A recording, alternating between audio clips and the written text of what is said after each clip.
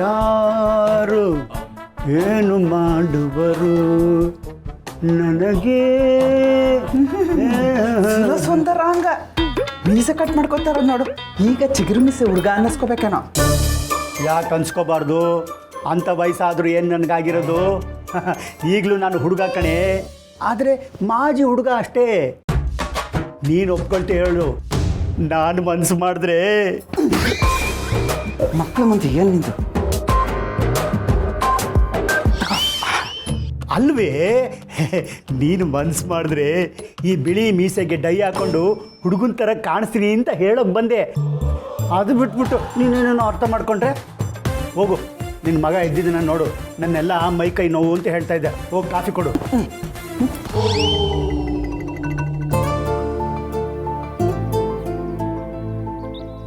ಫೋನಿಲ್ಲಿಟ್ಟೆ ನಾನು. ಅಮ್ಮ, ನನ್ನ ಫೋನಲ್ಲಿ ಅಲ್ಲೇ ದಿಮ್ ಕೆಳಗಡೆ ಇಟ್ಟಿದ್ದೀನಿ ನೋಡೋ. ತಿಮ್ ಕೆಳಗ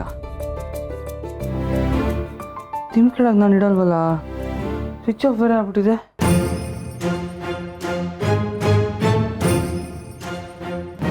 ಚಾರ್ಜ್ ಇದೆಯಲ್ಲ, ಸ್ವಿಚ್ ಆಫ್ ಯಾರು ಮಾಡಿದ್ರು?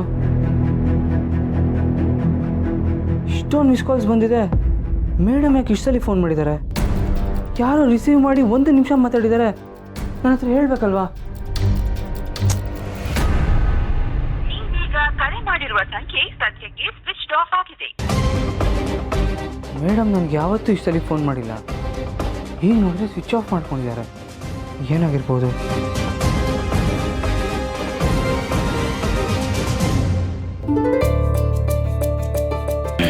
ಬಾಯ್ ಬಾಯ್.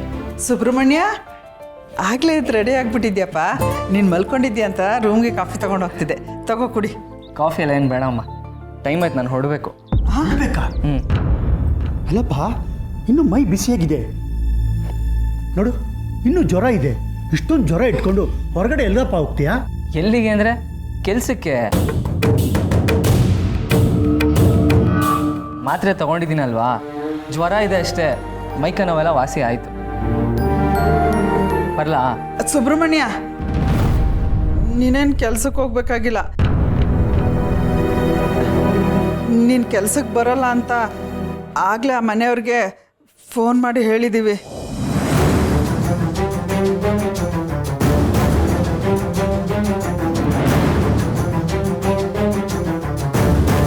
ಏನು ಹೇಳ್ತಿದ್ದೀರಾ?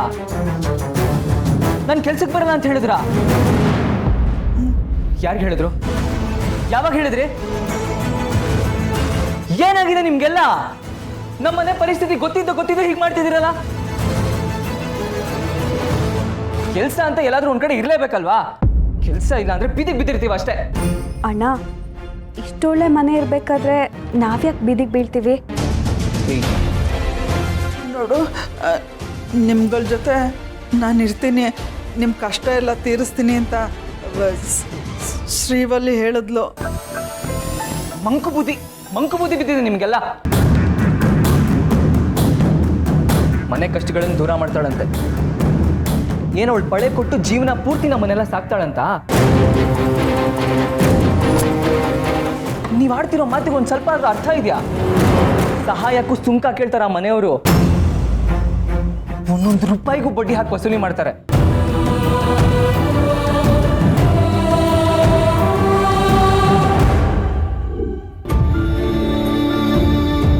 ನಾವಿಷ್ಟೆಲ್ಲ ಮಾಡ್ತಿರೋದು ನಿನ್ ಸಂತೋಷಕ್ಕೆ ಅಲ್ವಮ್ಮ? ನನ್ನ ಸಂತೋಷನೇ ಸುಬ್ಬು ಅಪ್ಪ. ಅವನನ್ನ ಬಿಟ್ಟು ಈ ಆಸ್ತಿ, ಅಂತಸ್ತು, ಮನೆ, ಸೈಟು ಇದ್ಯಾವುದೇ ಕೊಟ್ರು ನನಗೆ ಖುಷಿ ಆಗಲ್ಲ ಅಪ್ಪ.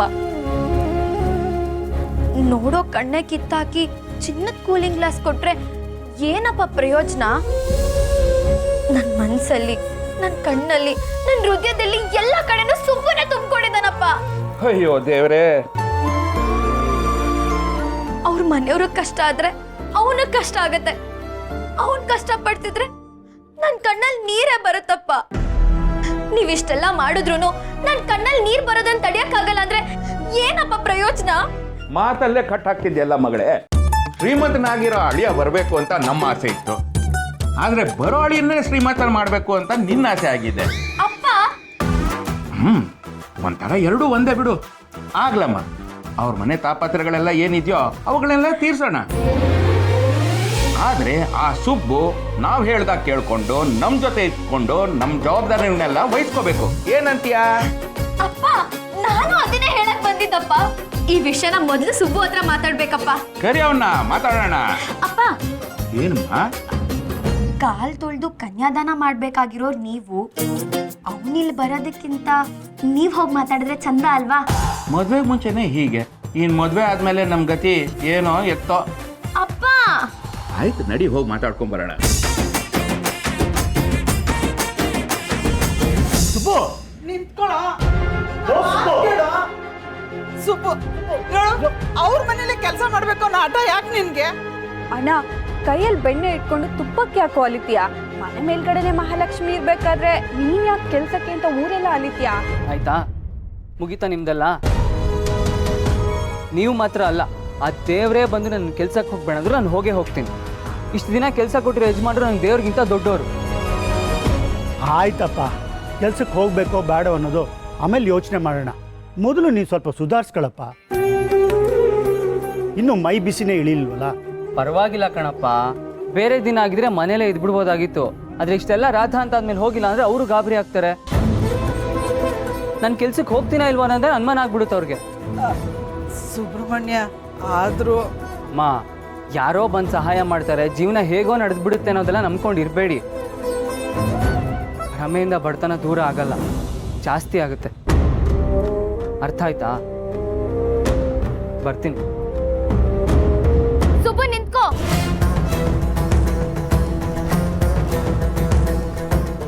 ಕಷ್ಟನೆಲ್ಲ ನಿವಾರಿಸ್ಕೊಳ್ಳೋಕೋಸ್ಕರ ಕಷ್ಟಪಟ್ಟು ದುಡಿದ್ರೆ ಕಷ್ಟ ಕಮ್ಮಿ ಆಗತ್ತಾ? ಈ ಕಷ್ಟ ಕಮ್ಮಿ ಆಗೋದಕ್ಕೆ ನನ್ನ ಹತ್ರ ಒಂದು ಪರಿಹಾರ ಇದೆ. ಬೇಕಾಗಿಲ್ಲ. ನನ್ನ ಕಷ್ಟಕ್ಕೆ ಯಾರು ಪರಿಹಾರ ಕೊಡೋ ಅವಶ್ಯಕತೆ ನನಗಿಲ್ಲ. ನನ್ನ ಕಷ್ಟಗಳಿಗೆ ನಾನೇ ಪರಿಹಾರ. ಸುಬ್ಬು, ನೀನ್ ದುಡಿತಿರೋದು ದುಡ್ಗೋಸ್ಕರ ತಾನೆ? ಅಲ್ಲ, ದುಡ್ಡು ಮಾಡೋದಕ್ಕೆ ಇದೊಂದೇ ದಾರಿನ ಇರೋದು?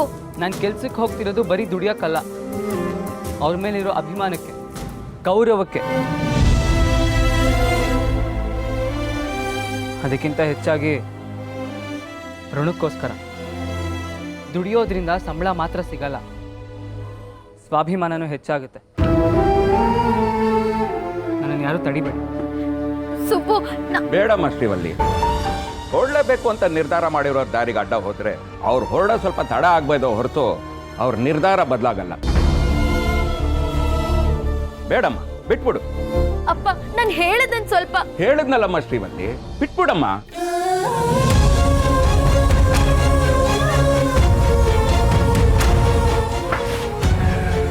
ಸುಬ್ಬು,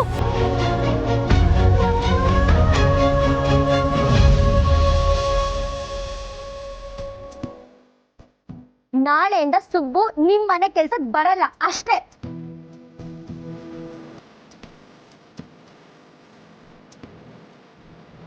ನಿಜವಾಗ್ಲೂ ಆ ಹುಡುಗಿ ಹೇಳೋ ಥರ ಇವತ್ತು ಸುಬ್ಬು ಮನೆಗೆ ಬರಲ್ವಾ? ಅಯ್ಯೋ, ಇಷ್ಟು ದಿನ ನಾನು ಎಷ್ಟೇ ಬೈದ್ರು ಅವ್ನು ಒಂದ್ಸಲನೂ ಕೋಪ ಮಾಡ್ಕೊಂಡಿಲ್ಲ. ಮನೇಲಿ ಏನೇ ಆದರೂ ಅವನಿಗೆ ಎಷ್ಟೇ ಕಷ್ಟ ಆದರೂ ಅವ್ನು ಒಂದಿನಾನು ಬೇಜಾರು ಮಾಡ್ಕೊಂಡಿಲ್ಲ. ಅಂಥ ಸುಬ್ಬು ಈಗ ಇದ್ಕಿದ್ದ ಹಾಗೆ ಮನೆಗೆ ಬರೋದು ಬೇಡ ಅಂತ ಡಿಸೈಡ್ ಮಾಡ್ಬಿಟ್ನಾ? ಅಯ್ಯಯ್ಯೋ, ಛೇ, ನನ್ನಿಂದ ಅವನಿಗೆ ಎಷ್ಟು ಬೇಜಾರಾಗಿದೆಯೋ ಏನೋ. ಏನಾದರೂ ಮತ್ತೆ ಇಲ್ಲಿಗೆ ಬಂದರೆ ಅವನು ಕಟ್ಟಾಕಾದ್ರೂ ಸರಿ ಸಾರಿ ಕೇಳೇ ಕೇಳ್ತೀನಿ.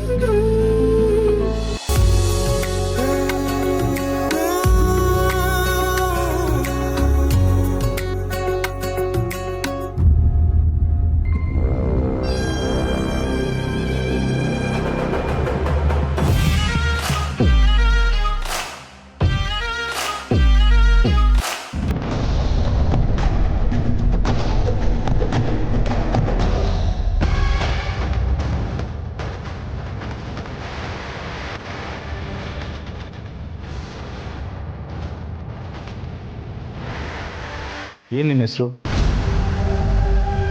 ಸುಂದ್ರಿ. Wow, nice.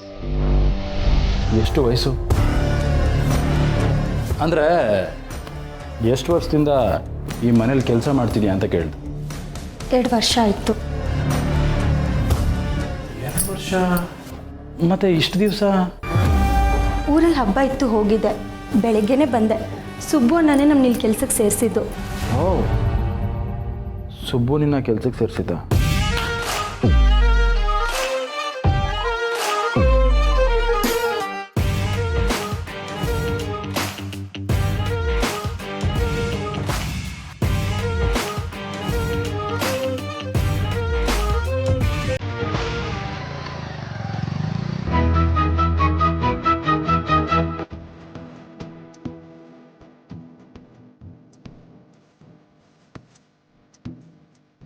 ಸುಬ್ಬು ಬಂದ್ಬಿಟ್ಯಾ?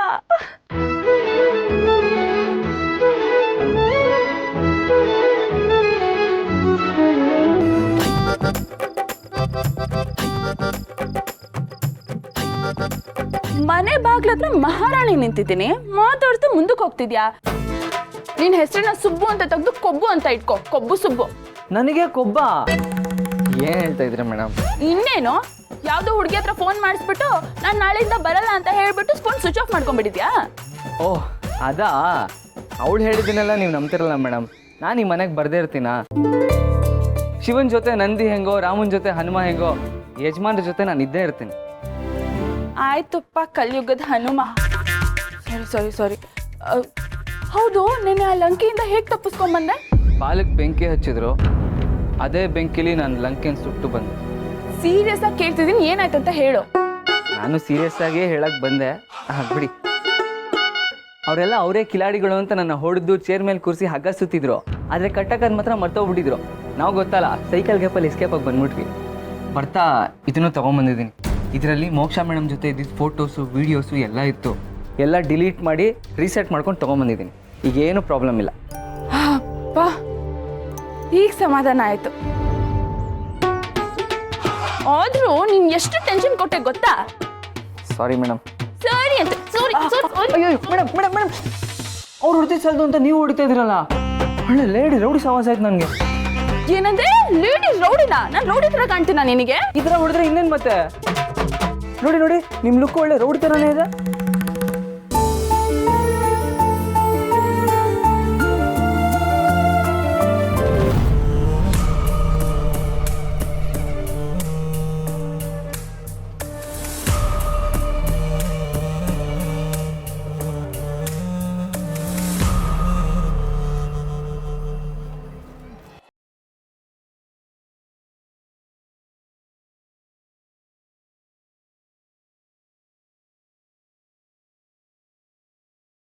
ತುಂಬ ಚೆನ್ನಾಗಿ ಮೇಂಟೈನ್ ಮಾಡಿದ್ವಿ. ಏನಂದ್ರಿ? ಅಂದರೆ ಮನೆ ಎಲ್ಲ ತುಂಬ ಕ್ಲೀನಾಗಿ ಮೇಂಟೈನ್ ಮಾಡಿದ್ಯಾ?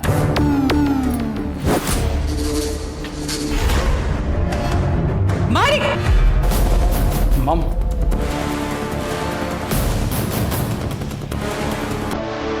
ಸುಂದ್ರಿ, ಹೊರ್ಸಿ ಸಾಕು, ಕಾಫಿ ಮಾಡ್ಕೊಂಬ. ಸರಿ ಅಮ್ಮವ್ರೆ.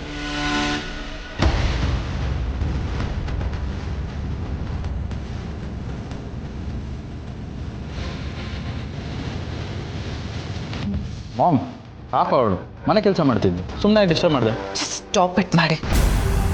ನಾನು ನಿನ್ನ ಇಲ್ಲಿಗೆ ಬರೋಕ್ಕೆ ಹೇಳಿದ್ದು ಈ ಮನೇನ ಕಂಟ್ರೋಲಿಗೆ ತೊಗೊಳಕ್ಕೆ. ಅದನ್ನ ಬಿಟ್ಟು ಮನೆ ಕೆಲಸದವಳು ಮನೆ ಒರೆಸೋದನ್ನ ನೋಡ್ತಾ ನಿಂತ್ಕೊಳ್ಳೋಕ್ಕಲ್ಲ. ಶ್ರಾವಣಿ ನಿನಗೆ ಹತ್ರ ಆಗೋ ಥರ ನೋಡ್ಕೊ ಅಂತ ಹೇಳಿದ್ರೆ ಅವಳನ್ನ ಸುಪ್ಪು ಜೊತೆ ಹರಟೆ ಹೊಡೆಯಕ್ಕೆ ಬಿಟ್ಟು ನೀನು ಇಲ್ಲಿ ನಿಂತ್ಕೊಂಡು ಮನೆ ಕೆಲಸದವಳನ್ನ ನೋಡ್ತಿದ್ಯಾ? ವಾಟ್? ಶ್ರಾವಣಿ ಸುಬ್ಬು ಜೊತೆ ಹರಟೆ ಹೊಡಿತಾ ಇದ್ದಾಳ? ಏನು ಕೇಳ್ತಿದ್ಯಾ? ಅಲ್ಲಿ ಬಂದು ನೋಡು ಬಾ.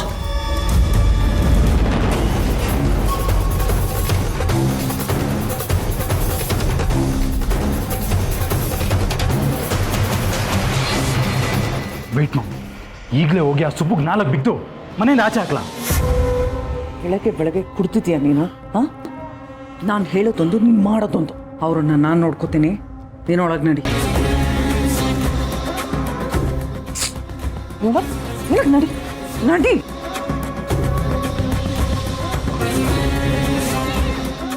ಅಯ್ಯೋ ಹೌದು, ನಾನು ನಿನ್ನ ಹತ್ರ ಏನೋ ಮಾತಾಡಬೇಕು. ನೆನ್ನೆ ಅದನ್ನ ಹೇಳಕ್ಕೆ ಅಂತಾನೆ ಕಾಲ್ ಮಾಡಿದೆ ಅಷ್ಟೇ. ಶ್ರಾವಣಿ, ನಮ್ಮ ಮನೇಲಿರೋ ಕೆಲಸದವರೆಲ್ಲ ತುಂಬ ಮೆರೀತಿದ್ದಾರೆ. ಇನ್ನು ಬಿಟ್ಟರೆ ತಲೆ ಮೇಲೆ ಹತ್ತು ಕೂತ್ಕೋತಾರೆ. ತಲೆ ಮೇಲಿರೋ ಕಿರೀಟಕ್ಕೂ ಕಾಲಲ್ಲಿರೋ ಕಸಕ್ಕೂ ನಮಗೆ ವ್ಯತ್ಯಾಸ ಗೊತ್ತಿರಬೇಕು. ಒಳಗೆ ನಡಿ.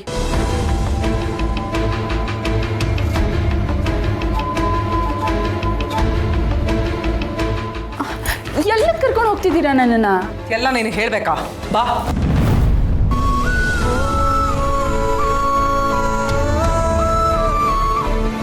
ಈ ಮದುವೆಗೋಸ್ಕರ ಸುಬ್ಬು ಎಷ್ಟೆಲ್ಲ ಕಷ್ಟಪಟ್ಟಿದ್ದಾನೆ, ಆದರೆ ನನಗೊಂದು ಸಾರಿ ಹೇಳೋಕ್ಕೂ ಆಗ್ತಿಲ್ವಲ್ಲ.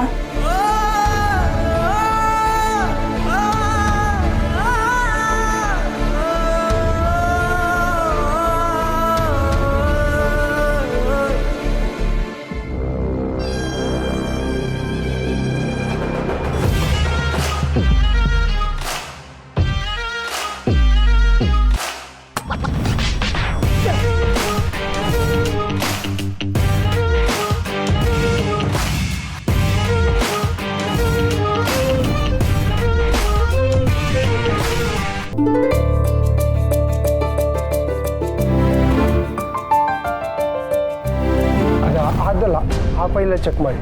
ಲಾಸ್ಟ್ ಮಂತ್ದು ಕೆಲವು ಬಿಲ್ಸ್ ಇತ್ತು, ಅದನ್ನು ಚೆಕ್ ಮಾಡಿ. Last month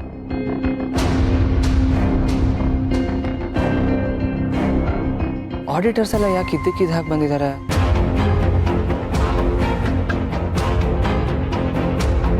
Santosh sir, ನೀವೇನಿಲ್ಲಿ? ಯಜಮಾನ್ರೆ ಬರಕ್ಕೆ ಹೇಳಿದ್ರಾ? ಹೌದು, ಯಜಮಾನ್ರು ಹೇಳಿದ್ದು. ಆದರೆ ನಿಮ್ಮ ಯಜಮಾನ್ರಲ್ಲ, ಮುಂದೆ ಈ ಮನೆಗೆ ಯಜಮಾನ ಆಗೋ. ಇವ್ರನ್ನ ಯಾಕೆ ಬರಕ್ಕೆ ಹೇಳಿದ್ರಿ? ಗೊತ್ತಾಗುತ್ತೆ, ನಾವ ಬರೋದು. ಇವತ್ತಿಗೆ ನಿನ್ನ ಕಳ್ಳಾಟನೂ ಕೊನೆ ಆಗುತ್ತೆ.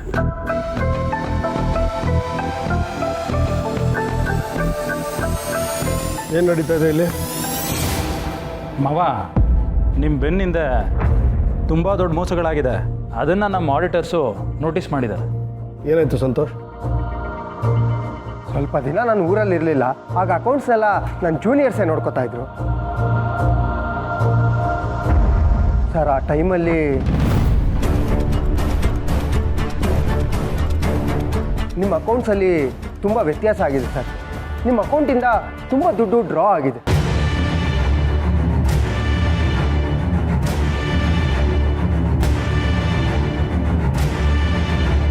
ಈ ವಿಷಯ ಹೇಳೋದಕ್ಕೆ ನಮ್ಮ ಜೂನಿಯರ್ಸು ಹೆದರ್ಕೊಂಡಿದ್ದಾರೆ ಸರ್. ಹಾಗಾಗಿ ಖುದ್ದಾಗಿ ನಾನೇ ಬಂದಿದ್ದೀನಿ ಈ ವಿಷಯ ಹೇಳೋದಕ್ಕೆ. ಅಕೌಂಟಿಂದ ದುಡ್ಡು ಹೋಗೋಕ್ಕೆ ಹೇಗ್ರಿ ಸಾಧ್ಯ? ಇಷ್ಟಕ್ಕೂ ಯಾರ ಗಮನಕ್ಕೆ ಮೊದಲು ಬಂದಿದ್ದು? ಮಾವ, ಅಕೌಂಟ್ಸ್ ಎಲ್ಲ ನಾನೇ ಒಂದು ಸಲ ನೋಡೋಣ ಅಂತ ಆಡಿಟರ್ ಹತ್ರ ಮಾತಾಡಿದೆ. ಆಗ ಈ ರೀತಿ ದುಡ್ಡು ಆಗಿರೋದು ಗೊತ್ತಾಯಿತು. ನಿಮ್ಮ ಅಕೌಂಟ್ಸ್ ಎಲ್ಲ ಸುಬ್ಬು ಅವರೇ ನೋಡ್ಕೋತಾ ಇದ್ರು. ಹಾಗಾಗಿ ನಾನು ತಲೆ ಕೆಡಿಸ್ಕೊಳಕ್ಕೆ ಹೋಗಿರಲಿಲ್ಲ.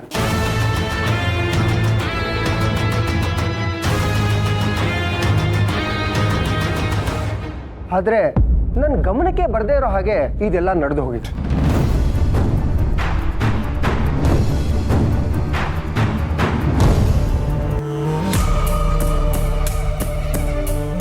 ಏನು ಹೇಳ್ತಿದ್ದೀರಾ ನೀವು? ನನ್ನ ವೀರುಗೆ ಇಷ್ಟೊಂದು ಅನ್ಯಾಯ ಆಗಿದೆಯಾ? ಅಲ್ಲ, ಯಾರು ನಮ್ಮ ವೀರುಗೆ ಮೋಸ ಮಾಡಿದ್ದು?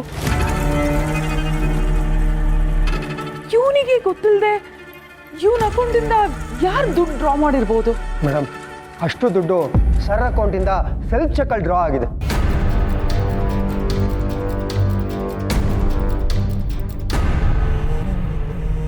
ಸೆಲ್ಫ್ ಚೆಕ್ಕಲ್ಲೇ ಡ್ರಾ ಆಗಿದೆ ಅಂತ ಹೇಳಿದ್ರೆ ಸರ್ ಯಾರಿಗಾದ್ರೂ ಚೆಕ್ ಬುಕ್ ಸೈನ್ ಮಾಡಿ ಕೊಟ್ಟಿರ್ಬೋದು. ಅವರಿಂದಾನೇ ಈ ಕೆಲಸ ಆಗಿರುತ್ತೆ. ಆದರೆ ವೀರು ಆ ರೀತಿ ಚೆಕ್ಗೆಲ್ಲ ಸೈನ್ ಹಾಕಿ ಯಾರಿಗೂ ಕೊಡೋದಿಲ್ಲ. ಹಾಗೊಂದು ವೇಳೆ ಕೊಟ್ಟಿದ್ರೆ ಅದೆಲ್ಲ ಸುಬ್ಬು ಹತ್ರನೇ ಇರುತ್ತೆ.